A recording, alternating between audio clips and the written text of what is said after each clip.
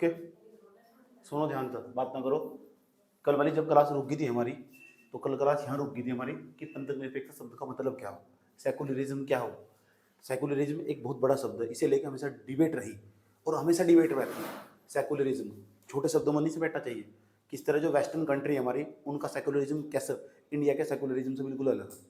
समझ में बात है। हमारा इंडिया का सेकुलरिज्म इस फ्रांस वालों से, फ्रांस मतलब पश्चिमी देशों से, उनकी अपेक्षा हमारा सेकुलरिज्म अलग प्रकार का।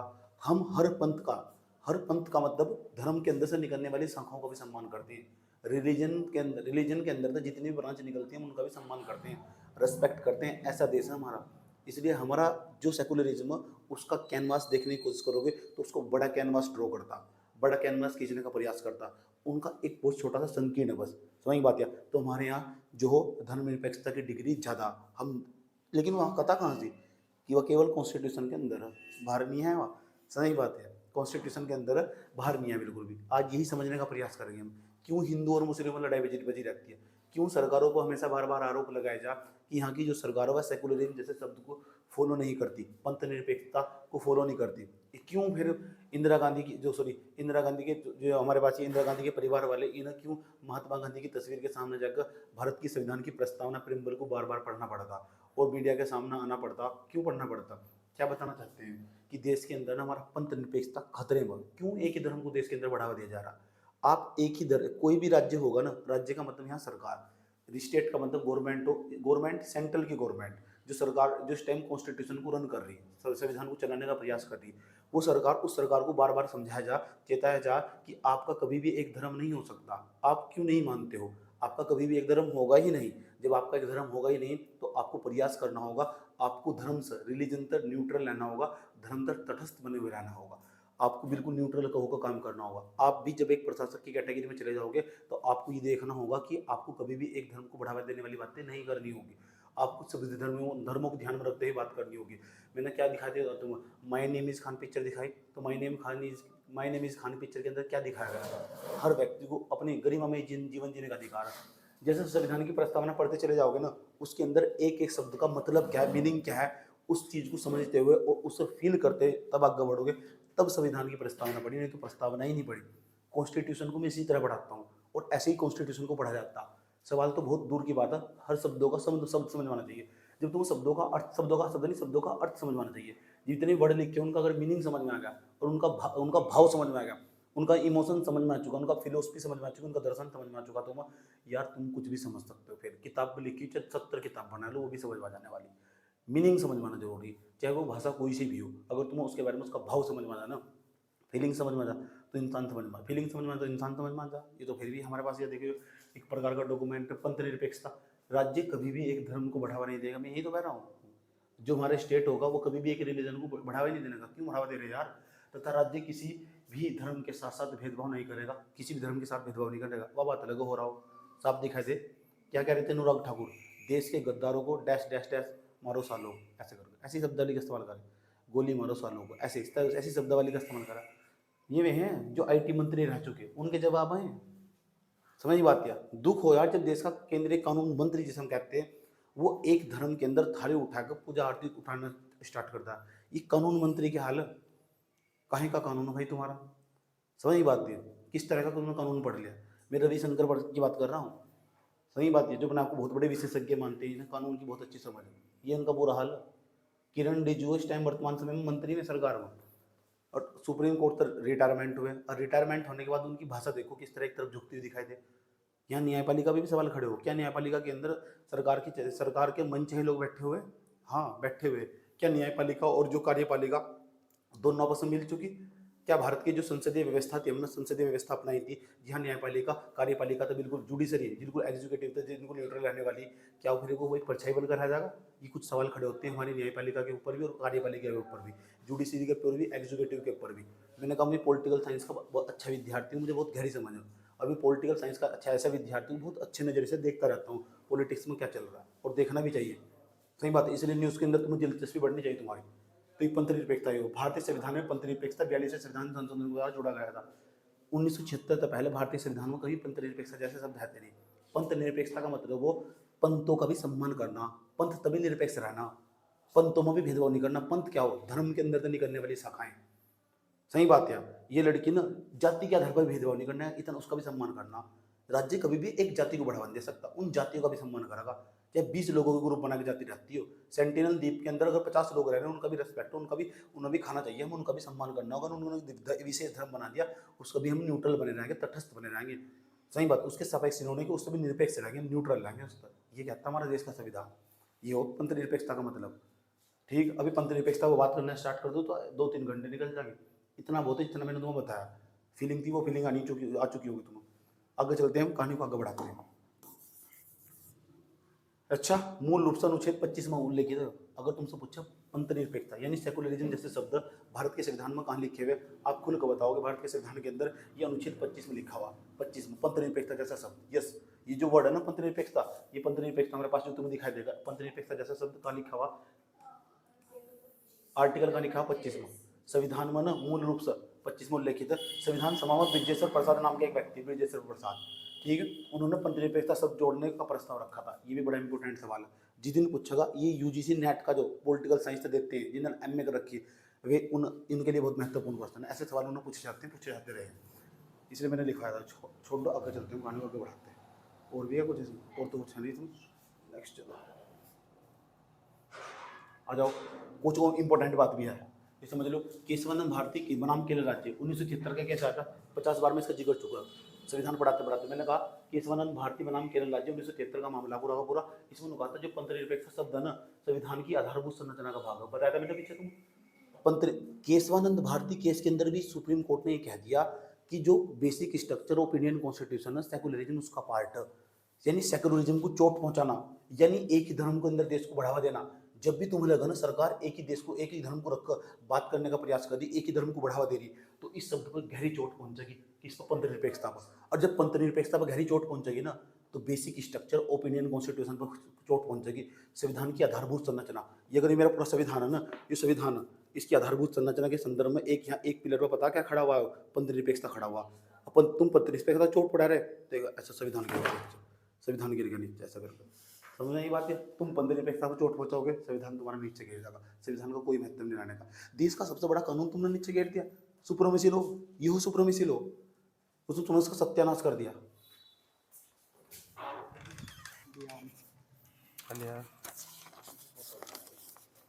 फोटो दिखाओ उनके सबके, निकल दोबारा दिख नहीं जाएगी इधर को।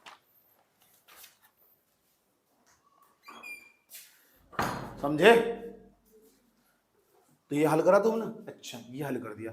क्या पंथ निरपेक्षता जैसे शब्द केवल एक महज परछाई बनकर रह गए? हाँ, भारतीय संविधान के अंदर वर्तमान समय में पंथ निरपेक्षता जैसे शब्द, मुझे तो देखो जहाँ तक मैं पढ़ा लिखा व्यक्ति, जितना मैंने पढ़ाई कर रखी है, अध्ययन कर रखा है, मुझे तो पंथ निरपेक्षता जैसे शब्द केवल एक परछाई के रूप में दिखाई देते हैं, एक शैडो बनकर आएंगे। क्या बनकर आएंगे? शैडो। और यूपीएससी जरूर सवाल पूछेगा, पंथ निरपेक्षता बहुत खतरे में, इस टाइम पर तो वर्तमान समय में के हिसाब से है, सही बात है। लेकिन अगर तुम पढ़ने वाले छात्र हो, तुम कभी भी ये नहीं कह सकते कि एक ही धर्म को बढ़ावा दोगे। बेटा एक काम करो, प्रशासन में अगले जन्म में आइयो, तुम्हारी कोई एंट्री नहीं है प्रशासन में।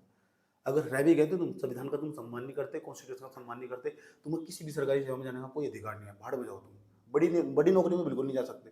सामने वाला जो इंटरव्यू पैनल अगर बोर्ड मेंबर है ना, बैठ कर पहचान लगाना तुम कि तुम सेकुलरिज्म को प्रमोट नहीं करते, संविधान को नहीं मानते, तुम्हारा एंट्री नहीं होगा प्रशासन में, इंटरव्यू में बाहर निकाल देगा तुम्हारी मेंस के आंसर राइटिंग में झलक जाएगा कहीं ना कहीं। सही बात है। कुछ ऐसे कोई IAS अधिकारी को देखा तुम ना अनर्गल बातें करता हुआ, कभी उस पर जाकर मीडिया पर, सोशल मीडिया पर, यूट्यूब पर अनर्गल बातें करता हुआ, एक ही धर्म के बारे में बोलता हुआ, कभी बताओ मुझे कोई अधिकारी देख लो, एक आला अधिकारी बोल ही नहीं सकता, कारण उस चीज़ का ट्रेनिंग उसे पहले मिला जैसे तुम्हें मिल रहा है।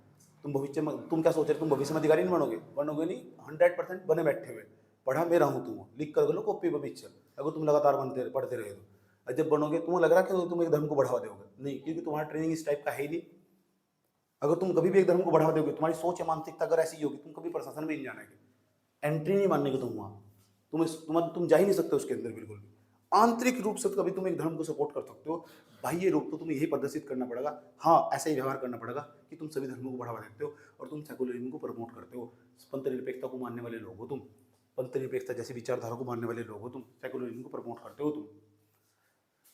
सुप्रीम कोर्ट में मामला गया 1994 में, जो SR बम्बई बनाम कर्नाटक राज्य 1994, इस मामले में पंथ निरपेक्षता को संविधान की आधारभूत संरचना का भाग माना। तो वहां तो मानना, यहाँ भी मान लिया। दो दो केस के अंदर दो केस ऐसे, ये भी सवाल पूछा गया कि कौन सा वो केस था, बनाम लिखा हुआ ना, बनाम का मतलब वर्सेस हो, सही बात है। कौन सा केस था, कौन सा वाद था, वो कौन सा वाद था, कौन सा केस था जिसके अंदर जो पंथ निरपेक्षता को आधारभूत संरचना का भाग मान लिया गया। आधारभूत संरचना समझ ले, आधारभूत संरचना का मतलब ये संविधान या संविधान की आधारभूत संरचना। आधारभूत संरचना के अंदर बहुत सारी चीजें, उसमें से एक पिलर का नाम पंथ निरपेक्षता। ये पंथ निरपेक्षता शब्द को और भी बल मिला, कब मिला, एसआर बॉम्बे 1994 में, कर्नाटक राज्य वाले 1994 के मामले में। ये भी तब सुप्रीम कोर्ट ने ये बात साफ साफ कही, देखो बात ऐसी, राज्य कभी भी एक धर्म को प्रमोट नहीं कर सकता, सभी धर्मों को आपको बढ़ावा देना होगा, सभी धर्मों को सम्मान भी करना होगा। समझ में आया बात? या समझ में आई बात? क्या इसलिए कभी भी कोई भी ऐसा व्यक्ति पाया जाता हो जो एक ही धर्म को बढ़ावा दे रहा हो, ऐसे व्यक्ति को वही नकार देना। इसलिए पढ़े लिखे व्यक्ति का पढ़ा लिखा होना बहुत जरूरी हो, नियम कानून की नॉलेज बहुत जरूरी हो, बहुत जरूरी मतलब बहुत जरूरी, समझे? आगे चलते हैं। लोकतांत्रिक का मतलब क्या हो? जब तुम संविधान की प्रस्तावना मैंने तुम्हें याद करवाई, प्रिम्बल याद करवाई, तुमने लोकतांत्रिक, डेमोक्रेटिक नाम शब्द सुना है, लोकतांत्रिक, इस शब्द का अर्थ पहचान ले। लोकतांत्रिक का मतलब क्या हो? लोक का मतलब वो जनता, तांत्रिक, तंत्र मतलब सिस्टम, जनता का तंत्र, जनता की भीड़, लोकतांत्रिक, जनता का शासन, लोकतांत्रिक व्यवस्था, लोकतांत्रिक विचारधारा। इस विचारधारा में क्या हो? जनता का ही शासन हो। कुछ तुमसे क्या क्या बताया। अब सवाल है, भारत के अंदर ना लोकतंत्र तो है, भारत के अंदर कौन सा लोकतंत्र है? भारत के अंदर, भारत के अंदर जो लोकतंत्र है, ये लोकतांत्रिक व्यवस्था, लोकतांत्रिक, भारत में अप्रत्यक्ष लोकतंत्र मौजूद है, इसे हम प्रतिनिधि लोकतंत्र भी कहते हैं। एक तो हो इलेक्टिव, एक हो सिलेक्टिव। भारत के अंदर जो लोकतंत्र मौजूद है, इनडायरेक्ट, कैसा हो? इनडायरेक्ट, इनडायरेक्ट डेमोक्रेसी भारत के अंदर। इनडायरेक्ट डेमोक्रेसी कैसे कहते हैं?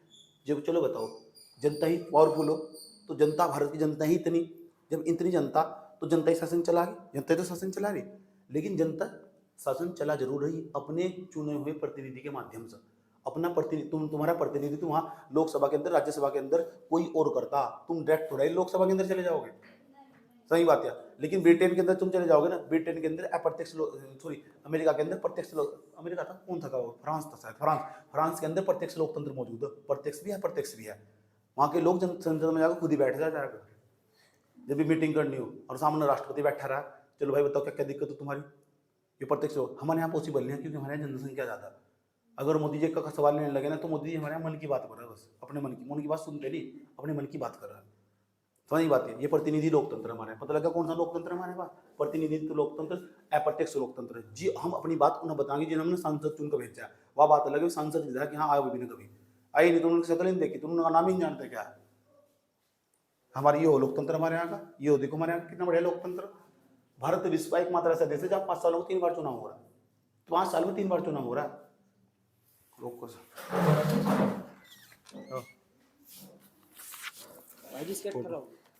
किसकी?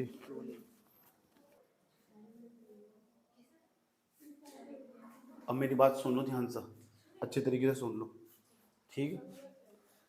लोकतांत्रिक का मतलब पता लग चुका है। भारत के अंदर प्रतिनिधि लोकतंत्र है, प्रत्यक्ष लोकतंत्र,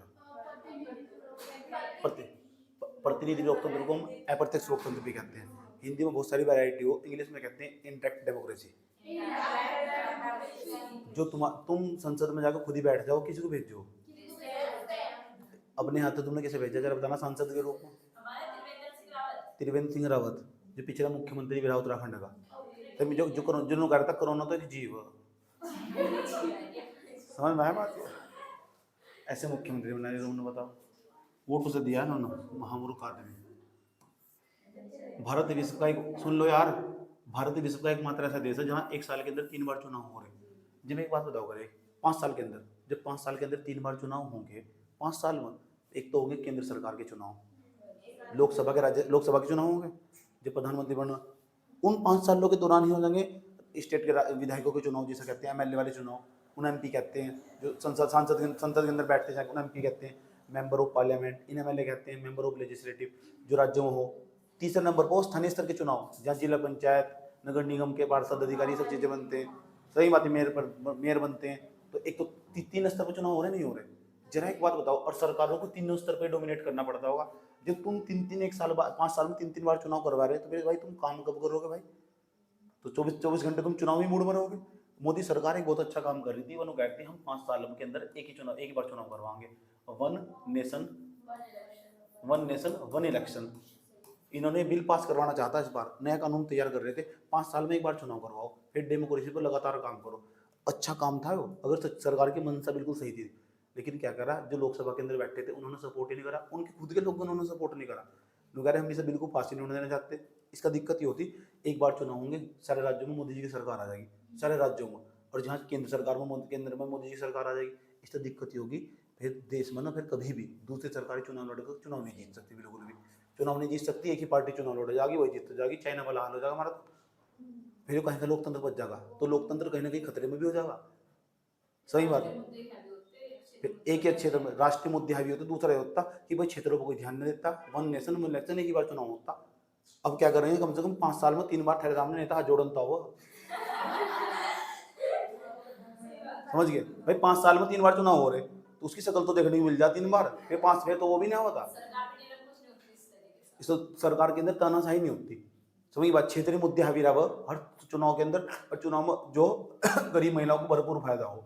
सही बात है, भले ही तो 2,000 रुपये का नोट बैठ कर वोट लेते हो, अरे कम से कम नोट बैठ कर वोट ले तो रहे, समझ बात है। कम से कम उसे बेचारी महिला को जाकर अपने बच्चे का इलाज तो करवा लेगी 2,000 रुपये में जाकर। दिल्ली में यही तो हाल हुआ इस बार, 2,000 रुपये का खुला रेट था वोट का, आराम से बच्चे की कसम खिलाई गई, वोट डाल लो इस पर जाकर, बीजेपी सरकार में जीत गई चुनाव। और चुनाव के अंदर जीतने के बाद भी दिल्ली की जो मुख्यमंत्री बनाई, ऐसी मुख्यमंत्री, उसके पीछे के बयान उठाने का सुन लेना। वो कह रही जेएनयू को बंद कर देना चाहिए। जेएनयू जैसे संस्थान जिससे बड़े बड़े मंत्री भी पढ़कर निकल कर चले गए, जेएनयू, समझ बात, जवाहरलाल नेहरू यूनिवर्सिटी जो, उसे बंद कर देना चाहिए, यूँ कह रही दिल्ली के अंदर। और एक ही धर्म, दिल्ली के मुख्यमंत्री एक ही धर्म को बढ़ावा दे, वो पंथ निरपेक्षता नाम का तो पी भी नहीं है उसके अंदर, सही बात है, एक ही धर्म को बढ़ावा देने की बात करती है। गणराज्य, रिपब्लिक स्टेट किसे कहते हैं, गणराज्य क्या हो, रिपब्लिक स्टेट, क्योंकि वहां का जो सर्वोच्च पदाधिकारी हो, हमारे यहाँ जो सबसे बड़ा पद किसी का पूरे देश में अगर है संवैधानिक पद, उसका नाम है प्रेसिडेंट, राष्ट्रपति। आज जो तुम सुबह सुबह मूवी दिखाई थी, किससे मिलना चाह रहा था, प्रेसिडेंट, अमेरिका के प्रेसिडेंट से मिलना चाह रहा था। माय नेम इज खान, ऐसी मूवी सब बच्चों को देखनी चाहिए, वो भेदभाव खत्म करने का प्रयास करती है, यूट्यूब पर भी पड़ी हुई है, सही बात है।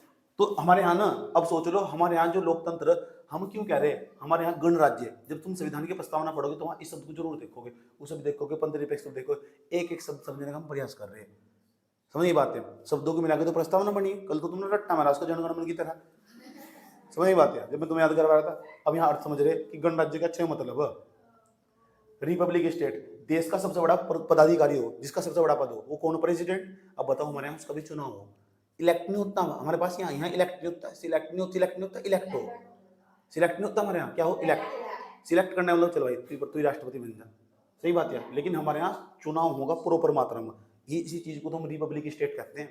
तो हमारा यहाँ रिपब्लिक स्टेट है, हम गणराज्य, सही बात है। अच्छा, भारत के राष्ट्रपति का चुनाव होता है, अब सोच लो तुम, भारत के राष्ट्रपति सबसे बड़ा सर्वोच्च पदाधिकारी, जिसका सबसे बड़ा पद, उसका नाम क्या है, उसका भी चुनाव हमारे यहाँ से, राष्ट्रपति।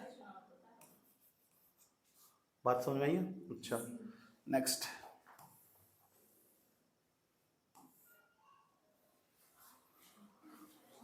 और बात करते हैं, और भी बात करते हैं, चलो।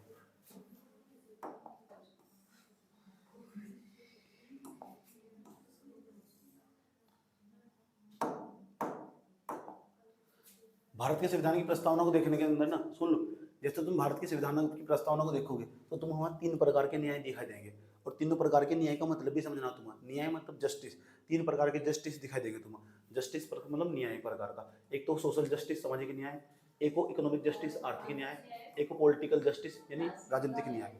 बात समझ में आई है क्या कहने की कर रहा हूँ। मैं कहता हूँ भारतीय संविधान की प्रस्तावना को देखने पर संविधान के उद्देश्य स्पष्ट होते हैं। प्रस्तावना में 3 प्रकार के न्याय की बात करी गई। कितने प्रकार के न्याय की बात करी? 3 प्रकार के न्याय की बात कर रखी है। एक तो सामाजिक न्याय, एक आर्थिक न्याय, एक राजनीतिक न्याय। सामाजिक न्याय होगा हमारे पास, आर्थिक न्याय होगा, एक राजनीतिक न्याय होगा हमारे पास। और 3 प्रकार के न्याय का मतलब समझना तुम। समाज भेदभाव रहित होना चाहिए। सामाजिक न्याय का क्या मतलब है? यार तुम समाज के अंदर चले गए, इस शब्द का मतलब समझो। ये सारे निर्देश पता किसे दिए जा रहे हैं? ये राज्य को दिए जा रहे हैं। राज्य मतलब जो राज्य की सरकार, राज्य मतलब सरकार, सरकार मतलब गवर्नमेंट, वर्तमान समय जो गवर्नमेंट है।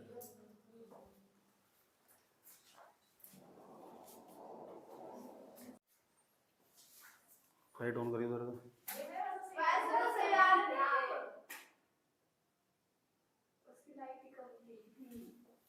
अब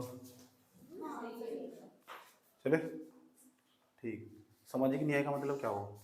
समाज के अंदर ना यार किसी भी स्तर पर भेदभाव नहीं होना चाहिए हमारे। तुम पूरे समाज के अंदर कहीं भी चले जाओ, यूँ नहीं है क्या तुम छोटी जाति के हो, बड़ी जाति के हो। सामाजिक न्याय एक बहुत बड़ा शब्द है, बहुत बड़ा। तुम किसी भी जाति के हो, किसी भी वर्ग के हो, किसी भी धर्म के हो, किसी भी समाज में चले जाओ, हर व्यक्ति को अब सम्मान के साथ, रेस्पेक्ट के साथ जीने का अधिकार होना चाहिए। इसी को हम सोशल जस्टिस कहते हैं। सोशल जस्टिस का मतलब आप खुद कैसे भी हो, काले हो, गोरे हो, मोटे हो, पतले हो, जैसे हो, अपने आप को पसंद करना सीखो। और दूसरा, हर व्यक्ति को तुम्हारा सम्मान करना चाहिए, कोई भी व्यक्ति हो, हर व्यक्ति का। कभी किसी की प्रकृति पर कभी भी कमेंट करना चाहिए किस टाइप का। समाज के अंदर सबको मर्यादा दी जानी चाहिए, दिव्यांगों को भी मर्यादा मिलनी चाहिए। समझ की बात क्या? जो हमारे पास जो दृष्टिहीन व्यक्ति है, जिन्हें दिखाई नहीं देता, उन्हें भी मर्यादा मिलनी चाहिए। इस समाज के अंदर प्रत्येक व्यक्ति को सम्मान से जीने का अधिकार है। इसे कहते हैं समाज क्या उसके साथ न्याय कर पा रहा है। इसे कुछ इस प्रकार उदाहरण समझते हैं। जैसे मान लो किसी महिला का तलाक हो जाता है, वो तलाक होने के पश्चात अपने गाँव में पहुँचती है, और वहाँ ना उस लोग ना चुड़ैल, डायन ऐसी संज्ञा देकर ना उस महिला का बुरा जीना हाल कर देते हैं, और कहते हैं ये महिला देखो, इसने यहाँ लड़की लड़की पैदा हुई और इसके अंदर कर्म बहुत बुरे। रूढ़िवादिता किस स्तर पर पाई जाती है उस समाज के अंदर। क्या समाज उसके पूरा समाज, सोसाइटी सब कहते हैं, उसे मिलकर कहते हैं कि ये बहुत बुरी महिला। तो इसका मतलब क्या हो यार, ये समाज है ना उसके साथ न्याय नहीं कर पा रहा। सामाजिक न्याय का मतलब क्या हो? समाज को न्याय करना होगा, हर स्तर पर करना होगा, हर वर्ग के व्यक्ति के साथ करना होगा। इसी चीज़ को हम सामाजिक न्याय कहते हैं। यार कुएं पर तो तुम पानी पी सकते हो, हम नहीं पी सकते। यार उस टंकी पर तो तुम पानी पी सकते हो, हम नहीं पी सकते। एक तो जातिगत भेदभाव नहीं होना चाहिए, पूरी किसी भी समाज के अंदर किसी भी स्तर पर कोई भी भेदभाव नहीं होना चाहिए। सही बात यार। जरा सा भी अगर डिस्क्रिमिनेशन होगा ना, तो समझ जाओ तुरंत संविधान का उल्लंघन हो रहा है। ऐसा समाज बनाना हम, जहाँ सामाजिक न्याय हो। समझ में आई बात है? सोशल जस्टिस, अगर तुम तभी से समझना सोशल जस्टिस, तो मेरी सोशल जस्टिस की क्लास लेके नहीं होगी डिटेल से। भेदभाव रहित समाज की स्थापना करना, भेदभाव नहीं होना चाहिए उस समाज के अंदर किसी भी स्तर पर, तुम्हें भी नहीं करना चाहिए। समझ में आया बात यार?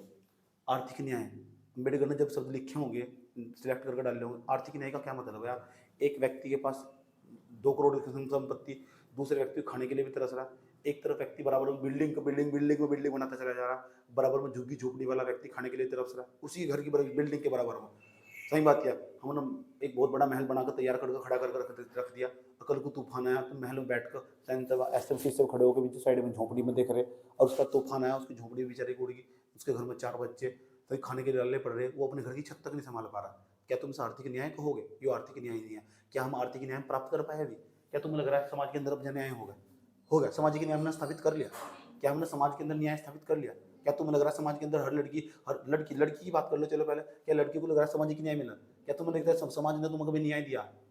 वही बात यार, तो इतना ही छोड़ दिया तुम्हें लाके बस। इस समाज के अंदर तुम वही हो क्या?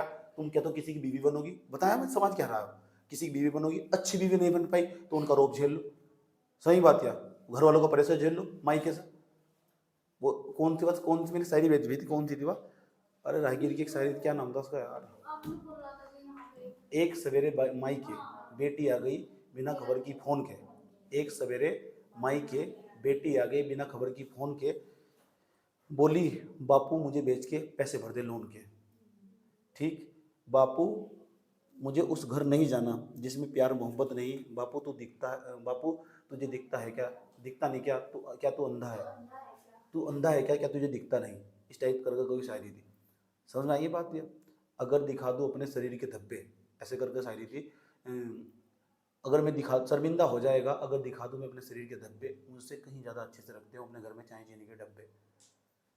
कुत्तों की भौंक संगीत है आगे उसके टोन के, एक सवेरे माई के बेटी आ गई बिना खबर की फोन के।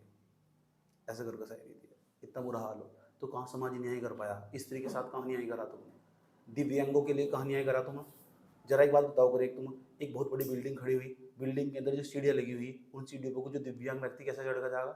कहाँ न्याय हुआ? बता जानता हूँ मुझे। सही बात है, दृष्टिहीन व्यक्ति के लिए अब भी कॉलम बनने शुरू हुए।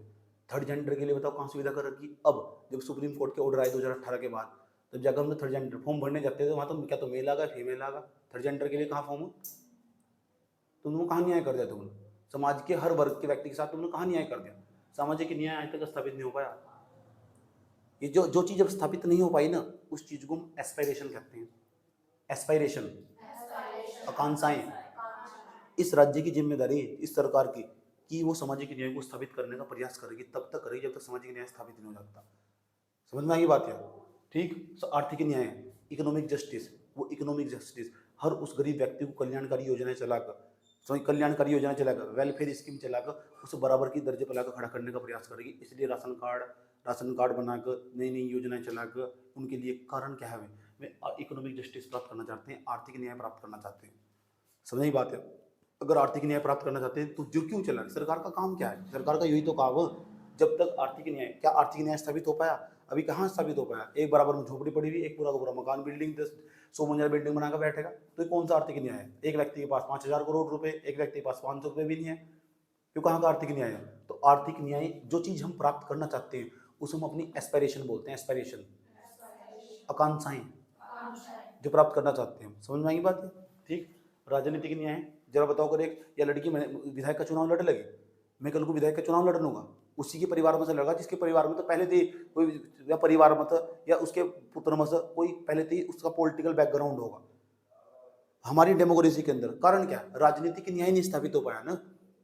ऐसा होना चाहिए ये व्यक्ति जिसके अंदर भी जो थोड़ा पढ़ा लिखा वो भी चुनाव लड़ सके, वो भी जीत सके, लोग उसे समझ सके। लोग वोट देते हैं बैकग्राउंड के आधार पर, इसका बैकग्राउंड मजबूत है, पैसा होगा तो चलो वोट दे दो। बहुत ही कम गिना चुना एक दो उदाहरण दिखाई दे, कोई नया नया बिना बैकग्राउंड के कोई राजनीति में आया, जाकर दिखाओ मुझे बिना बैकग्राउंड के राजनीति में, पता लग जाएगा तुम नॉलेज के बेस पर। 10 साल लग जाएंगे तुम जानने में। लोग समझते ही नहीं, पढ़े लिखे व्यक्ति कौन समझ रहा है? मूर्ख बताएंगे सर। राजनीतिक न्याय, शासन की प्रक्रिया में भागीदारता, समान अवसर होना। कहाँ मिल रहा तुम्हें समान अवसर? कहाँ अपॉर्चुनिटी मिल रही? कौन सी महिला को अपॉर्चुनिटी मिल रही? किसी को भी नहीं। महिला की तो राजनीतिक चेतना ही मर गई। सही बात है। किसी महिला तो पूछे सरपंच बनना चाहती हो? नहीं। IAS बनना चाहती हो? हाँ, सही बात है, क्योंकि राजनीतिक चेतना ही नहीं है। पूछो विधायक बनना चाहती हो? ना। PCS ऑफिसर बनना चाहती हो? हाँ। MP बनना चाहती हो? ना। ठीक है। चीफ जस्टिस बनना चाहती हो? हाँ। क्योंकि राजनीति की छवि इतनी खराब हो चुकी है। एक तो गरीब आदमी कभी भी नहीं सोच सकता, जो झोपड़ी में बैठा हुआ ना, वहां से बाद में जाकर क्यों, कारण क्या है? हालत ये हो कि हम, उसके पास पैसा ही नहीं है। उसने दिमाग में सेट कर लिया चुनाव लड़ने के लिए 10 लाख रुपए खर्च होंगे, लेकिन हकीकत ये हो कि पर्चा भरने के लिए पैसा खर्च हो सिर्फ, बाकी पैसा ऊपर का लगा हुआ सब। ऐसा चुनाव हो हमारे देश में। अगर तुम्हारे हाथ में 10 करोड़ रुपए नहीं है तो 10 करोड़ रुपए नहीं है तो MP का चुनाव नहीं लड़ सकते। 2 लाख रुपए नहीं है तो चुनाव नहीं लड़ सकते। प्रधान का तुम 10 लाख रुपए नहीं खर्च करने के। देखा सब, देखते नहीं सब, अंगूर बांटते पाया जा रहा, कोई सेब बांटता फिर रहा प्रधान के चुनाव में, गाँव गाँव में तो मिठाई बांटता फिर रहा। ये सब इलीगल काम है, लेना नहीं चाहिए। समझ जाएगी बात क्या? ये सब, ये क्या है, लोकतंत्र को खतरे वाली पहुंचाने वाली बात है। जो व्यक्ति आज तुम्हें खरीद रहा है वो कल को तुम्हें बेच भी देगा। वो तुम्हें खरीद रहा हो कि देखो ये चीज खाओ और मुझे वोट मुझे दिए, तो 5 साल तो करेगा तुम्हारा वो। और तुम क्या करते हो? अपना वोट बेच देते हो। कभी भी नहीं करना चाहिए। ये कहाँ राजनीतिक न्याय है? उसके पास 10 लाख रुपए है, मेरे पास नहीं है, मैं चुनाव में नहीं लड़ सकता।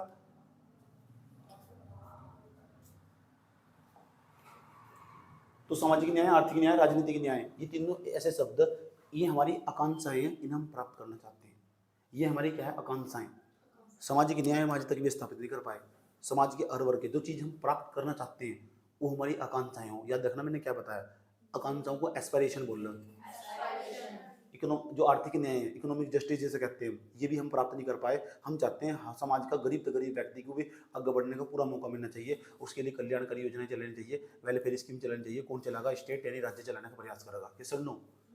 उसके बाद हमारे पास राजनीतिक है, पॉलिटिकल, हमारे पास जस्टिस होगा। शासन की प्रक्रिया में सभी की भागीदारी होनी चाहिए, सबको अधिकार होना चाहिए, वो भी पार्टिसिपेट कर सकता होगा। लेकिन उसका तो सोच ही मर जाना। हमारे यहाँ राजनीति को इतना गंदा बना दिया गया, इतना बुरा हाल हमारे यहाँ।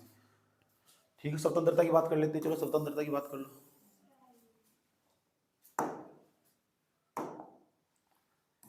फ्रीडम किस चीज को हम फ्रीडम कहते हैं? जब भारत का संविधान पढ़ोगे, भारत के संविधान की प्रस्तावना पढ़ोगे, तो वहाँ 5 प्रकार की स्वतंत्रताएं पढ़ोगे। 5 प्रकार की स्वतंत्रताएं, 3 प्रकार के न्याय पढ़ोगे। ये 5 प्रकार की स्वतंत्रताएं क्या है? एक तो भारतीय संविधान की प्रस्तावना में 5 प्रकार की स्वतंत्रता, 5 प्रकार की फ्रीडम हमारे पास यहाँ से। एक तो हमारे पास होगा थॉट्स, होगा विचार जिसे कहते हैं। एक हमारे पास फ्रीडम होगी अभिव्यक्ति की आज़ादी, बोले अभिव्यक्ति की आज़ादी। विश्वास, विचार की आज़ादी। यार तुम्हारे दिमाग में जैसा थॉट्स आ रहा है ना, उस थॉट्स को तुम मूर्त रूप दे सको, तुम्हें कोई भी नहीं रोक सकता। सही बात, मान लो तुम हिटलर के जमाने में होते, तुम्हारे अंदर जो थॉट्स आ रहा है ना, थॉट्स आता ही ना, क्योंकि किसी भी व्यक्ति के दिमाग में विचार हमेशा तब जनित होते जब वो चीज बाहर देखता। सही बात यार। किसी ने कही थी बात, पता किसने कही थी? स्पिनोजा। स्पिनोजा एक दार्शनिक, उन्होंने कहा था कोई चीज देखने के बाद तुम्हारे दिमाग में विचार आया, जब जाकर तुमने उसे बनाया। तो विचार तुम्हारे दिमाग में जनित हो रहे हैं ना, उन्हें अगर तुम मूर्त रूप देना चाहते हो तो मूर्त रूप दे सकते हो। ये हमारी डेमोक्रेसी की पहचान है, हमारे लोकतंत्र की पहचान है, हमारे संविधान की प्रस्तावना में लिखा हुआ। विचार किसी के भी दिमाग में आ सकता, कैसे भी आ सकता। बस ऐसा कभी विचार मत लेकर जाना जो देश की एकता और अखंडता को नुकसान पहुंचाता हो। जो देश की एकता को तोड़ने का प्रयास करता हो, जो भारत के हिस्से को पाकिस्तान में मिला देता हो। ऐसा विचार नहीं चाहिए हमें। समझ की बात या जो देश की सुरक्षा को नुकसान पहुंचाता हो, जो तो आतंकवादी को बढ़ावा देना चाहते हो। मानो इस लड़के के दिमाग में विचार आया या ना भारत के लिए 20 आतंकवादी पैदा करें जो पूरे भारत को बर्बाद कर देंगे, क्या आपने तो कहा था विचार आना चाहिए। ऐसा विचार नहीं चाहिए यार। ठीक है, विचार सही है। अगर तुम फालतू सोचोगे ना तो तुम्हारी स्वतंत्रता पर प्रतिबंध भी लग सकता है। ये स्वतंत्रता 5 प्रकार की स्वतंत्रता: विचार की स्वतंत्रता, विचार करने की स्वतंत्रता, सोचो जो सोचना तुम, कोई नहीं रोक सकता तुम्हें, कोई भी। अगर तुम्हारी उम्र 18 साल तो ऊपर और तुम स्थापित भी कर सकते हो। मैंने कहा, मेरे दिमाग में विचार आया यार ये मार्कर ऐसा होना चाहिए जो भी मैं सोच रहा हूँ ना यहाँ लिख के बोल लगे, खुद चल लगे, जो मैं सोच रहा हूँ बस मैंने ना बोल लूँ। आया, मैंने ऐसी मशीन बनाकर तैयार करके रख दी है।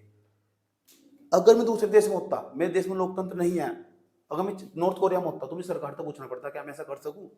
मैं अपने इस विचार को मूर्त रूप नहीं दे सकता, विजुअल नहीं कर सकता, देख नहीं सकता उसे बनता हुआ। यही हो डेमोक्रेसी की पहचान हो। बताइए, खूबसूरत देश में रहते हो, भारत जैसे देश में रहते हो, अपने विचार को तुम मूर्त रूप दे सकते हो। समझ नहीं बात क्या? मूर्त रूप देने का मतलब क्या हो? उसे खड़ा कर सकते हो, अपने विचार को कुछ भी बना सकते हो तुम। बताइए आप। अभिव्यक्ति, अभिव्यक्ति का अभिव्यक्त कर सकते हो, अभिव्यक्ति की आज़ादी तुम्हें, विचार की तो आज़ादी है, उस विचार को अभिव्यक्त करने की आज़ादी भी है तुमको, बाहर निकाल वही चीज़ें मैंने तुम्हें समझाई तुम। विश्वास क्या हो? किसी पे विश्वास करो या ना करो मर्जी, विश्वास तो टूट जा, सही बात है। तो यही तो हमारे पास बिलीव जिसे कहते हैं हमारे पास। उसके बाद धर्म, धर्म की स्वतंत्रता, जाओ कि कौन से धर्म में जाओ, कोई भी कमेंट नहीं कर सकता, लीगली जस्टिफाइड हो यार। यो कोई भी तुम किसी भी धर्म को जाकर अपना लो। अब लोग कहते हैं तुम इस धर्म में क्यों चले गए, उस धर्म में चले। सारे धर्म के मूल में एक ही बात छिपी हुई। मैंने धर्म को अच्छे तरीके से अध्ययन कर रखा है, 2-3 साल तक इस पे पढ़ता रहा, 19, 20, 21 3 साल तक मैंने फिलोसफी पढ़ी। और वहाँ धर्म दर्शन एक टॉपिक है, धर्म दर्शन में तो वहाँ मैंने एक ही चीज़ सीखी। क्या? किसी भी धर्म को पढ़ते वक्त एक ही चीज़ सीखी कि किसी भी धर्म के मूल में एक ही चीज़ सीखी हुई, नैतिकता। ठीक है, जो उनके प्रवर्तक हो ना, जो प्रवर्तक कहते हैं उसे संचालित करने वाले लोग हो उस धर्म को, ठीक है, जिसे धर्म प्रणेता के नाम से जानते हैं, धर्म को आगे बढ़ाने वाले लोग हो, वे लोग क्या करते हैं, किसी भी धर्म को तोड़ मोड़ को पेश करते हैं, वे धर्म को गंदा बनाते हैं। सही बात है, कोई भी धर्म गंदा नहीं होता। हर धर्म के मूल में एक ही बात छिपी हुई, सच्चाई, नैतिकता और मूल्य छिपे हुए, अच्छे वैल्यू छिपे हुए, अच्छे मूल्य छिपे हुए। किसी भी धर्म को जाकर पढ़ लो तुम जाकर। इन्होंने तोड़ मोड़ को धर्म को पेश करा, आगे जाकर नुकसान पहुंचाया। किसी भी देश को यही नुकसान पहुंचाते हैं जो उसके धर्म को चलाने वाले, संचालित करने वाले नेता लोग हो। समझ बात है, ये धर्म गुरु जी से मानते हैं। उपासना की स्वतंत्रता, पूजा करो, किसी की पूजा करनी, तुम्हें भोले की पूजा करनी तो भोले ही करो। सही, शिव जी उसकी पार्वती करनी पार्वती ही करो। सही बात है, अगर तुम्हें गणेश जी की पूजा करनी गणेश जी की पूजा करो। उपासना की स्वतंत्रता तुम्हें, और कोई भी उपासना कर सकता कभी भी किसी भी स्थल पर जाकर, कहीं भी, आजादी तुम्हें। पहले नहीं आती, ठीक। अम्बेडकर का देखा तुमने क्या? पहले नहीं आती, हमें सिर्फ समानता चाहिए थी। अम्बेडकर जी ने पता क्या करा है, लिख दिया उपासना की स्वतंत्रता। अगर तुम ऐसी कम्युनिटी से बिलोंग करते हो ना, जहाँ तक मुझे जानकारी, जितना मैंने पढ़ा, ऐसी कम्युनिटी से बिलोंग करते हो, तुम दलित कैटेगरी से आते हो, तुम दलित छात्र हो या तुम कोई दलित व्यक्ति हो, तुम अगर तुम समझ जाओ, तुम अगर मंदिर के बाहर से निकल गए ना, तुम्हारी परछाई पड़ेगी तो बेटा दूध से धोना पड़ेगा। इतना बुरा हाल था हमारे यहाँ से। जब से संविधान लागू हुआ ना, तब से धीरे धीरे लोग अपने अधिकारों के प्रति जागरूक हुए। तब उन्होंने जाना इस संविधान के अंदर ये बात भी लिखी हुई, तब से उन्होंने कोई छेड़ता बिल्कुल भी। संविधान है तो पावर है उनकी, उनकी ताकत है। जब अभी कुछ दिन पहले अमित शाह जी ने बयान दिया था कि लोकसभा के अंदर कहा था, क्या सारा दिन तुम अम्बेडकर चिल्लाते रहते हो, ये बात देश को बहुत बुरी लगी, बुरा हाल होगा उनका। सही, उन्होंने कहते इतनी बार भगवान का नाम ले लेते तो तुमको स्वर्ग मिल जाता, ऐसा करके उन्होंने बयान दिया था। ये देश का गृह मंत्री ऐसे जवाब दे रहा, बताओ उनके अंदर कितनी मानसिकता उनकी खराब हो। देश का गृह मंत्री के जवाब हैं। अब अम्बेडकर, कुछ लोग पूरी दुनिया के अंदर अगर सबसे ज्यादा किसी व्यक्ति की मूर्ति तो अम्बेडकर की, पूरे एशिया के अंदर सबसे ज्यादा मूर्ति अम्बेडकर जी की, याद है? तो इसका मतलब कुछ लोगों ने भगवान के बराबर मानते हैं। ज़्यादा दूर क्यों जाऊँ, मैं बताता हूँ तुम्हें। हमारी माताएं सुबह को जाती है, रविदास मंदिर में जाती है, फूल चढ़ाती है, उससे पहले अम्बेडकर जी की मूर्ति में माथा टेकती है। उन्होंने भी कुछ भी पता, उन्होंने तो पता भगवान है बस, पीछे का कोई इतिहास जानकारी नहीं होना।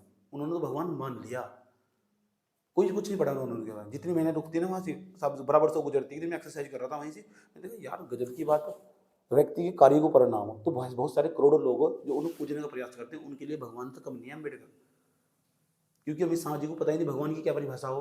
हर वो व्यक्ति, अमित शाह को बताना पड़ा ना, अमित शाह जी मेरी वीडियो सुन लेना, हर वो व्यक्ति जिसके अंदर ना मानवीय मूल्यों का विकास हो चुका, सही बात है, जिसने समाज के वर्ग का भला करा, समाज के लिए काम करा। समाज, उन्होंने कभी एक समाज के लिए नहीं काम करा, सभी समाज के सभी वर्गों के लिए काम करा, तो व्यक्ति भी भगवान बन सकता। अमित शाह जी तुम तो कभी भगवान बन नहीं सकते। सही बात है, तुम्हारे बस की बात तो है नहीं बिल्कुल, तुम तो रहने दो। तुम क्या कोई भी नेता नहीं बन सकता, नहीं मतलब नेता देश के अंदर वही है जो हरामी, नहीं तो नेता नहीं है। सही बात है, मैंने क्या कहा, नेता देश के अंदर वही है जो हरामी, जितना ज्यादा हरामी नेता इतनी अच्छा नेता, इतने ज्यादा वोट उसके। हाँ बस, नेता भारत में नेता होने का मतलब हरामी होना, हरामी हो जाओ तो नेता बन जाओगे। विचार, अभिव्यक्ति, विश्वास, धर्म और उपासना, ये 5 स्वतंत्रता भारत के संविधान की प्रस्तावना प्रेम्बल के अंदर मौजूद है।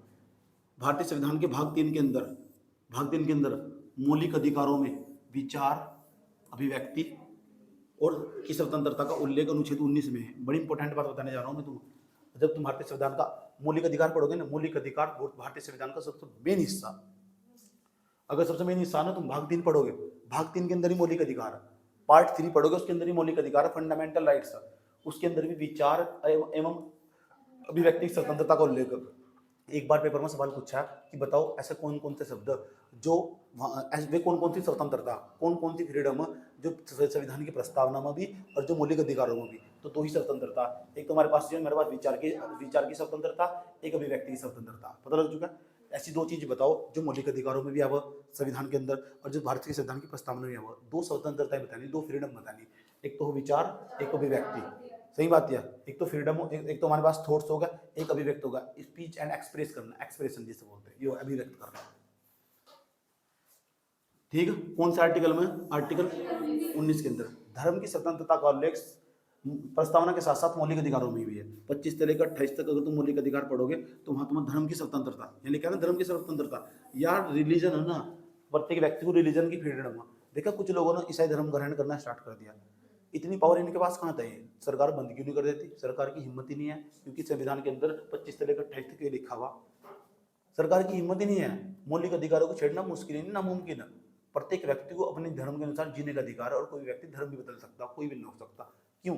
स्पेशल प्रोटेक्शन में रखा है, वो भी देश के सबसे बड़े कानून में 25 से लेकर 28 तक कोई भी नहीं रोक सकता, चाहे कभी नहीं रोक सकता, बिल्कुल भी हिम्मत ही नहीं है। लोग कहते हैं लोग ईसाई बनते चले जा रहे, लोग मुस्लिम बनते चले जा रहे, लोग हिंदू बनते चले जा रहे, ये करवा दिया, धर्मांतरण करवा दिया, फलाना करवा दिया। अरे करवा दिया, देश का संविधान उन्हें आजादी दे रहा है यार, वह बात अलग। अगर धर्म बदलने के बाद अनैतिक कार्य हो रहे उस धर्म के अंदर जाकर, वो एक अलग केस है, समझ बात है। लेकिन हम लीगल वाला केस पढ़ेंगे और तुम इसे सपोर्ट करोगे, समझ बात है। अब उन्होंने क्या दिया, धर्मांतरण होना चाहिए, और तुम्हारे अंदर हिंदूवाद घुस गया पूरा का पूरा। हिंदूवाद तो लोग हो ही तुम, ये मुस्लिमवाद, धर्मांतरण होना चाहिए, हम एक देश को यूं कर देंगे, वो कर देंगे। वो पता क्या बेटे, काम कर, पहले 2 किताब और पढ़, पहले जाकर 2 किताब और पढ़ा जाएगा, तब इससे पहले जाकर, और कॉन्स्टिट्यूशन की जो प्रस्तावना ना प्रियम्बल, उसे तभी से पढ़ा जाएगा, समझ में आई बात? फिर घर भेज जगह तुम।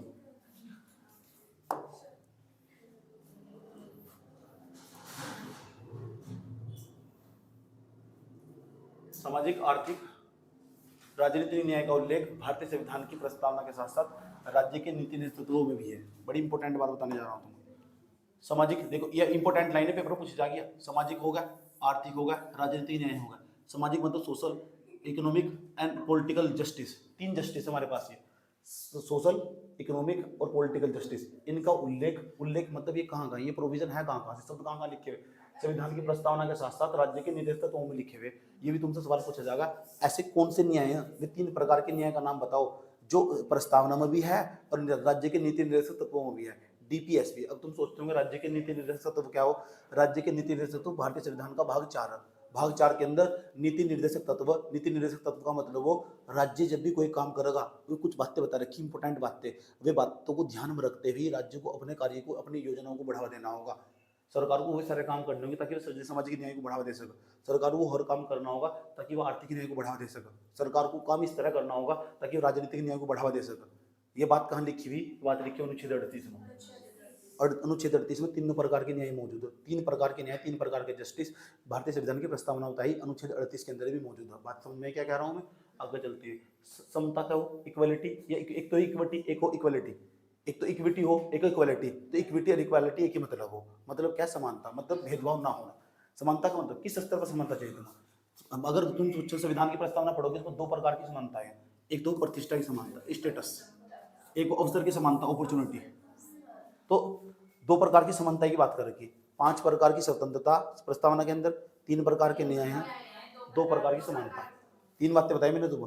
5 प्रकार की स्वतंत्रता, 3 प्रकार के न्याय होंगे, जस्टिस, 2 प्रकार की समानता, इक्वलिटी या इक्विटी या इक्वालिटी भी कह सकते हैं। अच्छा, प्रतिष्ठा की समानता। प्रतिष्ठा का मतलब क्या होगा? स्टेटस। मैं जिस स्टेटस के साथ जीना चाहूँ जी सकता हूँ। मेरा स्टेटस है मैं तेरे नाम बनकर जीना चाहता हूँ, कौन है जो मुझे रोकोगे? मेरा रिस्पेक्ट इसी चीज़ में क्यों नहीं जी सकता मैं? सही बात है, सल्लू भाई, सही बात है। मैं बनकर जीना चाहता हूँ तो तुम क्यों रोकोगे मुझे? मेरी मर्जी। गजनी। प्रतिष्ठा मतलब स्टेटस की समानता। किस स्टेटस के साथ मैं जीना चाहता हूँ? मेरी मर्जी। सही बात है। अगर दूसरे स्टेटस को इस तरह जोड़ सकते हैं कुछ इस प्रकार, ये सोन जाति का लड़का हो गया, लड़की मान लो, चलो सर, ठीक है, ये दलित जाति की लड़की होगी, चलो मान लो, ये सोन जाति की लड़की हो, दलित जाति की लड़की होगी, तो इसकी डोली जागी, बैठ कर सोने वाली डोली इसके लिए तैयार होगी, या दलित वाली पैदल चल कर जाएगी। ये स्टेटस है इसका, ये स्टेटस है इसका। अच्छा लगा कि बुरा लगा? वर्तमान समय में से अभी खुद भी हंसी आ गई। सही बात है, लेकिन हकीकत यह कि ये सब चीजें पहले संविधान लागू होने से पहले होती थी। सही बात है। इसका से स्टेटस खराब होगा, इसके स्टेटस की समानता कहाँ से?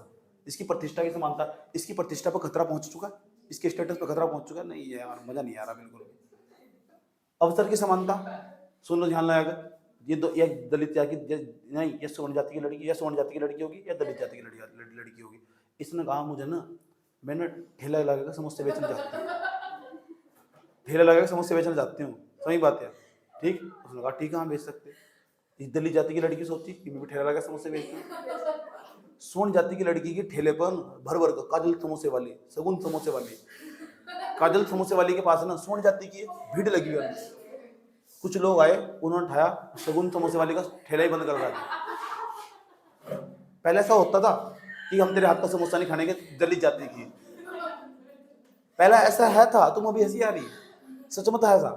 इसे अवसर ही नहीं मिल पाया, क्यों? क्योंकि अवसर की समानता नहीं है इसके पास, अपॉर्चुनिटी नहीं मिली है इसके पास, अवसर होगा इसके पास, इसके दिमाग में नहीं आने का। फिर सरकार ने क्या करा? सरकार ने भेजे अपने पुलिस वाले, जाओ सगुन का ठेला जिंदाबाद। सही बात है, इन्हें फिर लिख क्या, सगुन दलित समोसे वाले, ऐसा करके लिखा, समझे? फिर कोई नहीं रोक सकता। इसमें स्पेशल प्रोटेक्शन मिला, जैसे वहां जे भीम पिक्चर के अंदर सगनी को मिला था स्पेशल प्रोटेक्शन। ठीक है, कानून की क्या पावर हो बेटा? प्रतिष्ठा और अवसर की समानता। आज ये बात फालतू बोल रहा ना कोई, बोलना मत बिल्कुल भी। हर व्यक्ति को अपने स्टेटस के साथ जीने का देगा, समझ बात है? जी सकता है ना हर व्यक्ति अपने स्टेटस के साथ जियो, क्या दिक्कत है तुमको? कोई तुम्हें कमेंट नहीं कर सकता, फालतू के कमेंट करेगा उसके खिलाफ कार्रवाई होगी। अवसर की समानता, तुम नहाओ या ना हो, किसी को घंटा फर्क नहीं पड़ता, अपने स्टेटस के साथ जियो ना।